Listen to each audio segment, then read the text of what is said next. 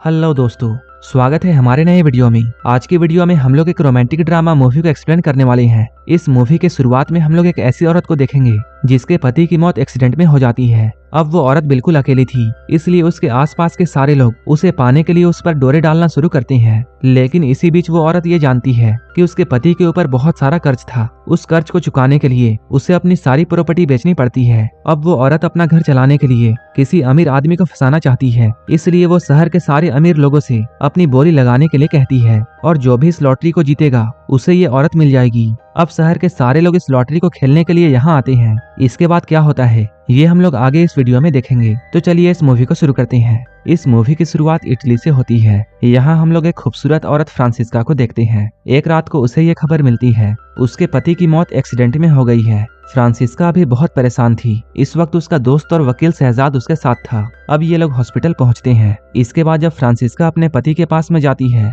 तब वो उसके लाश को देखकर बहुत टूट जाती है। फ्रांसिस्का की एक छोटी सी बेटी है जिसका नाम जूलिया है। वो अपने आप को और अपनी बेटी को संभालने की कोशिश करती है, लेकिन यहाँ मौजूद कई लोग फ्रांसिस्का के अकेलेपन का फायदा उठाना चाहते थे। इधर फ्रांसिस्का के पिता उसे और जूलिया को अपने साथ ले जाना चाहते हैं, लेकिन फ्रांसिस्का उनके साथ जाने से इनकार कर देती है। वो यहाँ आकर फ्रांसिस्का से पैसों की कुछ मदद लेते हैं, क्योंकि फ्रांसिस्का अभी बहुत अमीर थी। लेकिन उन्हें ये बात पता नहीं थी कि फ्रांसिस्का के साथ आगे क्या होने वाला है।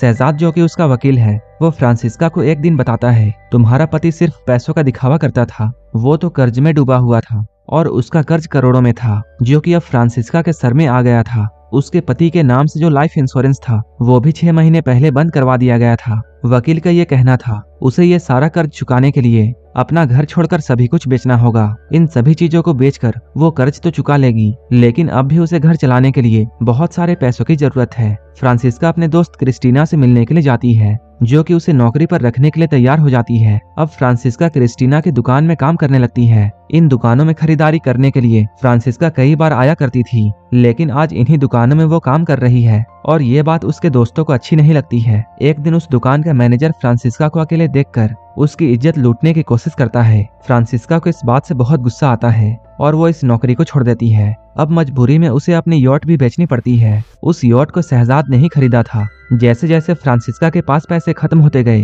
वो घर के सामानों को बेचती गई। उसकी हालत को देखकर सभी लोग उस पर तरस खाते थे, लेकिन कोई भी उसकी मदद नहीं कर रहा था। एक दिन फ्रांसिस्का ये फैसला करती है कि वो अपने कपड़ों और गहनों का नीलामी करेगी और इस नीलामी की तैयारी शुरू की जाती है। यहाँ बहुत से अमीर लोग आए थे जो कि इस नीलामी में हिस्सा लेना चाहते हैं। फ्रांसिस्का यहाँ अपना सारा कुछ बेच देती है। एक बहुत ही अमीर आदमी फ्रांसिस्का से मिलने के लिए आता है। इसके बाद वो आदमी फ्रांसिस्का को अपने साथ रेस्टोरेंट ले गया। शहजाद ने उस आदमी को यहाँ भेजा था। वो आदमी फ्रांसिस्का से यहाँ ये कहता है वो बहुत अकेला है, उसके बच्चे और पत्नी रोम में है। वो चाहता है कि फ्रांसिस्का उसके साथ अफेयर में आ जाए, जिसके बदले में वो हर महीने फ्रांसिस्का को बहुत सारे पैसे देगा। यही बात उसने शहजाद से भी कही थी, लेकिन फ्रांसिस्का उस आदमी की शर्तों को नहीं मानती है और वो उसके ऑफर को ठुकराती है। फ्रांसिस्का अब जान चुकी थी कि उसे पैसों के बिना बहुत तकलीफ होने वाली है, इसलिए वो दोबारा शादी करने का फैसला करती है। एक रात फ्रांसिस्का की मुलाकात एक बहुत ही रईस आदमी से होती है। अगर इस आदमी के साथ फ्रांसिस्का रहती है तब वो अपनी लाइफ रानी की तरह गुजार सकती है, लेकिन जैसे ही फ्रांसिस्का उस आदमी के बुढ़ापे के बारे में जानती है वो तुरंत यहाँ से भाग जाती है और अपने दोस्तों के पास जाकर इस बात का बहुत मजाक उड़ाती है। फ्रांसिस्का को यहाँ यह पता चलता है कि उसके कपड़ों को उसकी दोस्त कार्ला नहीं खरीदी है। तब उसे ये एहसास होता है कि उसका कोई भी अपना नहीं है। अब फ्रांसिस्का कार्ला से बदला लेना चाहती है, इसलिए वो कार्ला के पति सैंड्रो को अपने घर बुलाती है और वो उसके साथ अपना अफेयर शुरू करती है। वो सैंड्रो को अपनी बातों में फंसाकर उससे अपने वही कपड़े मांगती है। सैंड्रो पहले तो इनकार करता है, लेकिन जब फ्रांसिस्का कहती है अगर वो उसकी बात नहीं मानता है तब वो ये सब सारा कुछ कार्ला को बता देगी। इसके बाद अगले ही दिन सैंड्रो फ्रांसिस्का के घर में वो कपड़े भिजवाता है। सैंड्रो के भेजे हुए कोट को बेचकर फ्रांसिस्का ये समझ चुकी थी कि वो अपने खूबसूरती का इस्तेमाल करके बहुत सारे पैसे कमा सकती है। धीरे धीरे वो अपने सारे कर्ज चुकाना शुरू करती है। वो उन्हीं पैसों से जूलिया की स्कूल फीस भी देती है और अपने लिए एक नई गाड़ी भी खरीदती है। एक दिन कार्ला उसके पास आती है। वो कहती है जो कोट उसे सैंड्रो ने दिया था उसके किस्तें चुकाना अभी भी बाकी है।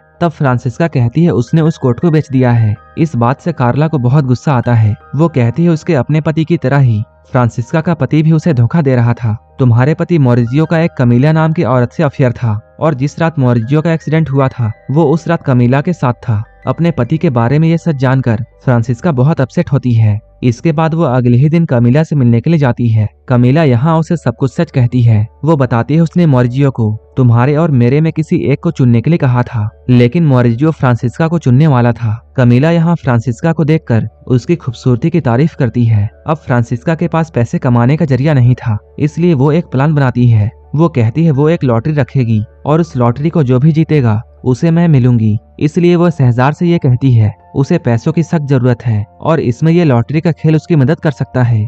शहजार इसके लिए तैयार नहीं था, क्योंकि लॉटरी का इनाम फ्रांसिस्का खुद होगी। सभी लोग ये जानते हैं कि फ्रांसिस्का को कई मर्द पाना चाहते हैं और कई लोग उसकी खूबसूरती के दीवाने हैं, लेकिन सभी लोग सिर्फ उसकी खूबसूरती को चाहते हैं। कोई भी उसे और उसकी बेटी को अपनाना नहीं चाहता है। शहजार को ऐसा डर था कि इस तरह के कारनामे करने से फ्रांसिस्का बदनाम हो जाएगी, लेकिन फ्रांसिस्का को कोई भी डर नहीं था, क्योंकि मॉरिजियो के अफेयर के बारे में सारी दुनिया जानती थी और अब भी सारे लोग उसकी इज्जत करते हैं। वो शहजार से कहती है उसे ये बात कई अमीरों तक पहुंचानी है, जिससे वो लोग मेरे लॉटरी के गेम में शामिल हो सके। अब जल्द ही इस कंपटीशन की तैयारी शुरू कर दी जाती है। एक रात शहजार फ्रांसिस्का को लेकर एक पार्टी में जाता है। यहाँ खेल में हिस्सा लेने वाले रईस लोग मौजूद थे। उनमें से एक आदमी था एनरिको। पार्टी से आते हुए शहजार ये बताता है इस खेल में शामिल होने के लिए कई लोग मान गए हैं। उनमें से कई मर्द हैं और एक औरत है। गेम के रूल के मुताबिक हर एक प्लेयर को 100 मिलियन देने होंगे और जो भी इसके बाद लॉटरी जीतेगा फ्रांसिस्का उसके साथ बिना किसी शर्त के पूरे 4 साल उसके साथ रहेगी।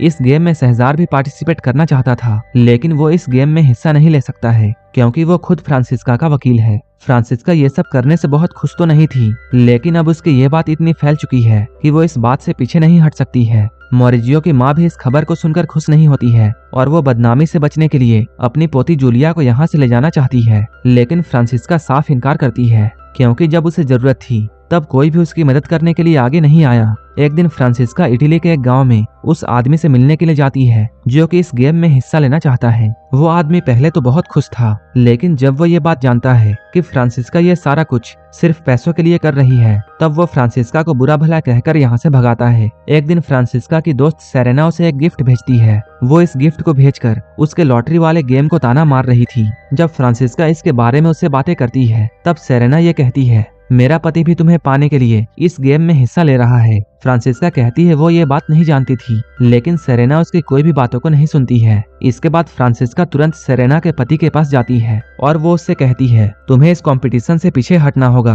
क्योंकि फ्रांसिस्का अपने दोस्त को धोखा देना नहीं चाहती है। सेरेना का पति गुस्तावो यहाँ फ्रांसिस्का से ये कहता है इस गेम में जो भी लोग पार्टिसिपेट कर रहे हैं वो सभी लोग तुम्हारे पति के दोस्त हैं। ये सुनकर फ्रांसिस्का बहुत हैरान थी। एक दिन फ्रांसिस्का को ये पता चलता है इस कंपटीशन में मॉरिजियो की गर्लफ्रेंड कमीला ने भी हिस्सा लिया है। तब वो परेशान होकर शहजार से ये कहती है अब उसे सभी के पैसे लौटाने होंगे और इस लॉटरी के खेल को हमेशा के लिए बंद करना होगा। फ्रांसिस्का को अपनी गलती का एहसास हो गया था। उसे ये सब करके अब बहुत बुरा लग रहा था।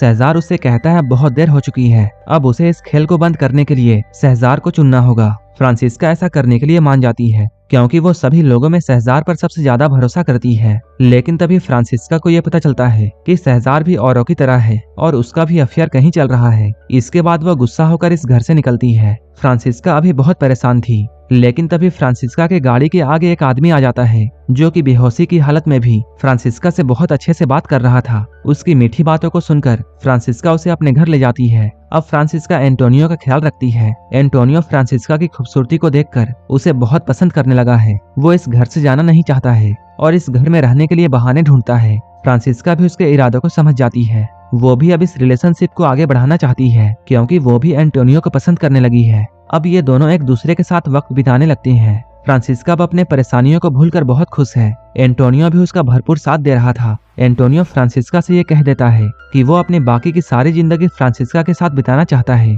लेकिन फ्रांसिस्का उसके साथ डेट पर जाने से इनकार कर देती है। लेकिन इनकार करने के बाद भी वो हर वक्त एंटोनियो के बारे में ही सोच रही थी। एक बार जब फ्रांसिस्का उस अमीर आदमी एनरिको के साथ में बाहर होती है, तभी यहाँ पर एंटोनियो आ जाता है। एंटोनियो यहाँ आकर एनरिको के सामने ये कहता है वो और फ्रांसिस्का एक दूसरे से प्यार करते हैं। ये सुनकर एनरिको को बहुत गुस्सा आता है। फ्रांसिस्का उसे यहाँ से भगाने की कोशिश करती है, लेकिन एंटोनियो ने बात को और बिगाड़ दी। इन लोगों की बहस इतनी बढ़ जाती है कि एनरिको एंटोनियो को पीटता है और उसे पीट कर यहाँ से ले जाता है। इतना सब होने के बाद भी एंटोनियो फ्रांसिस्का के पीछे पड़ा हुआ था। फ्रांसिस्का उससे दूर जाना तो चाहती थी, लेकिन वो कामयाब नहीं हो पाती है। अब इन दोनों का अफेयर शुरू हो जाता है, लेकिन एंटोनियो अभी फ्रांसिस्का के लॉटरी वाले बात से अनजान था। कुछ दिनों के बाद सेजार फ्रांसिस्का को एक रेनेटो नाम के बूढ़े आदमी से मिलवाता है, जो कि फ्रांसिस्का से शादी करना चाहता है। रेनेटो उसे एक बार देखना चाहता था, लेकिन उसे यह बात पता नहीं थी कि वो सेजार को पहले ही चुन चुकी है। फ्रांसिस्का की परेशानियां बढ़ने वाली थी,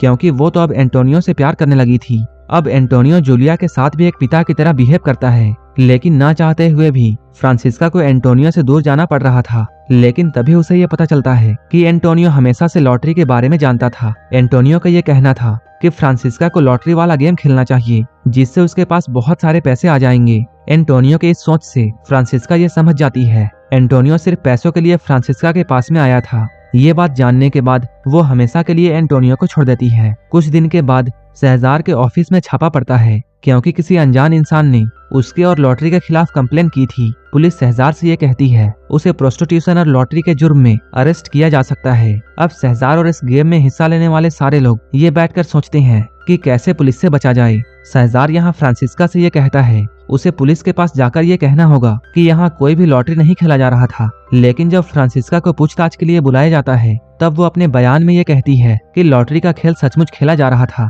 और इनाम के तौर पर एक यॉट दी जा रही है, जो कि फ्रांसिस्का ने सेजार को बेची थी। इसलिए उसे अब लॉटरी का सच छुपाने की कोई जरूरत नहीं है। सेजार का भेजा हुआ वकील फ्रांसिस्का के इस बयान को सुनकर बहुत हैरान था। अब सभी के सभी लोग जो कि इस गेम में हिस्सा लेना चाहते थे, उन सभी के उम्मीदों पर पानी फिर जाता है। लेकिन पुलिस के वजह से कोई भी कुछ नहीं कह पाता है। फ्रांसिस्का के एक झूठ ने उन सभी को बचा लिया, क्योंकि वो इस लॉटरी का इनाम खुद के जगह में यॉट को बताती है और इस लॉटरी के जरिए अब फ्रांसिस्का को करोड़ों मिल गए थे। अब लॉटरी का खेल भी खत्म हो जाता है। पुलिस को भेजे हुए कंप्लेन के वजह से फ्रांसिस्का बदनामी से बच जाती है और ये करोड़ों के पैसे लेकर फ्रांसिस्का इस देश को छोड़कर जाने लगती है। लेकिन ये बात कोई नहीं जानता था कि पुलिस को लॉटरी के बारे में बताने वाला कोई और नहीं बल्कि फ्रांसिस्का थी। ये मूवी यहीं पर खत्म हो जाती है। इसी तरह की मूवीज के लिए आप हमें टेलीग्राम और इंस्टाग्राम पर फॉलो कर सकते हैं, जिसका लिंक डिस्क्रिप्शन में दिया हुआ है। अगर मूवी अच्छी लगी हो तो एक लाइक जरूर कर देना और ऐसे ही वीडियोस के लिए मेरे चैनल जरूर सब्सक्राइब कर लेना। तो मिलते हैं हमारे नेक्स्ट वीडियो में।